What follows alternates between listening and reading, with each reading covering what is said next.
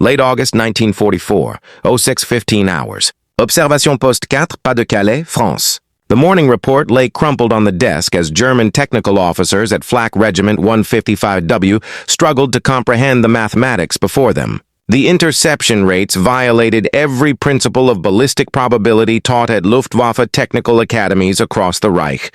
82% destroyed. This cannot be accurate.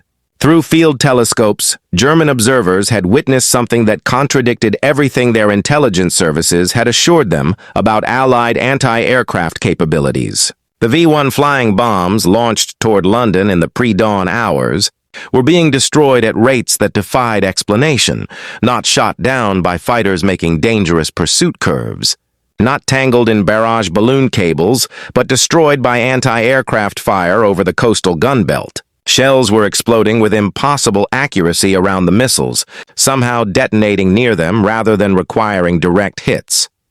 At Flak Regiment 155W headquarters in the Château d'Auteuil, Oberst Max Wachtel, commander of the entire V-1 offensive, received these reports with growing alarm. Over the course of the German V-1 campaign, the proportion of flying bombs destroyed by the coastal gun belt had risen from 17% in June to 74% by late August, reaching 82% during one extraordinary day in that final week of August 1944.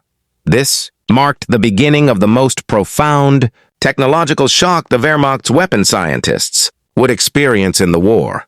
What neither Wachtel nor any German scientist knew was that they were witnessing the deployment of one of World War II's most closely guarded secrets, a technology so revolutionary that it was protected at the same level as the atomic bomb project.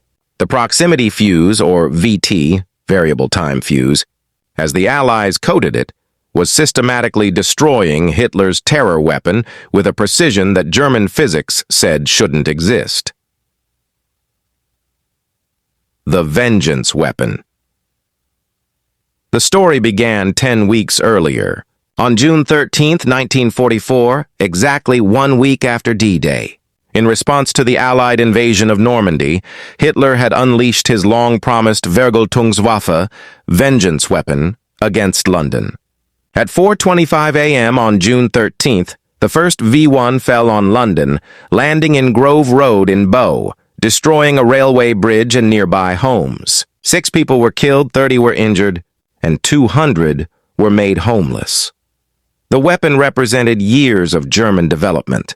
A pilotless aircraft powered by an Argus As-109-014 pulse jet engine, carrying 850 kilograms of Amatol explosive at 640 kilometers per hour. It was the world's first operational cruise missile, and the German High Command believed it would bring Britain to its knees. Major Walter Dornberger, head of the V-weapons program at Peenemünde, had calculated that even with a conservative 25% success rate, the V-1 would deliver more explosive power to London than the entire Blitz of 1940-41.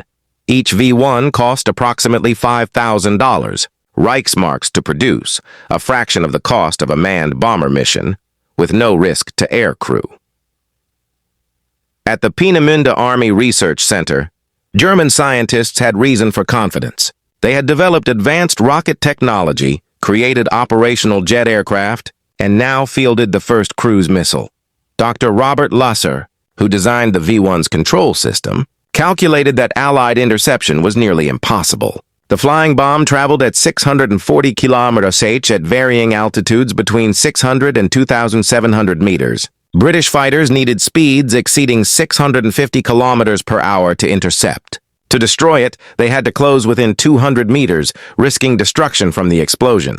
As for anti-aircraft fire, the probability of a direct hit on such a small, fast target was calculated at less than 1 in 10,000 shells fired. This wasn't propaganda, but sound ballistic science. Conventional time-fused shells required accurate prediction, precise calculation, manual fuse setting, and perfect timing. With the V-1's speed, gunners had perhaps 30 seconds from detection to engagement. Oberst Max Wachtel, commanding Flak Regiment 155W, knew these limitations from both sides of anti-aircraft warfare. During the campaign, the Germans would launch 9,521 V-1 missiles from ground sites against England, with thousands more against other targets. bringing the total to approximately 25,000 V-1s deployed throughout the war. An impossible technology,